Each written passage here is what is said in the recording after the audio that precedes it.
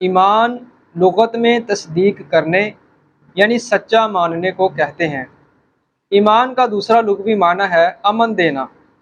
چونکہ مومن اچھے عقیدے اختیار کر کے اپنے آپ کو ہمیشہ والے عذاب سے امن دے دیتا ہے، اس لیے اچھے عقیدوں کے اختیار کرنے کو ایمان کہتے ہیں۔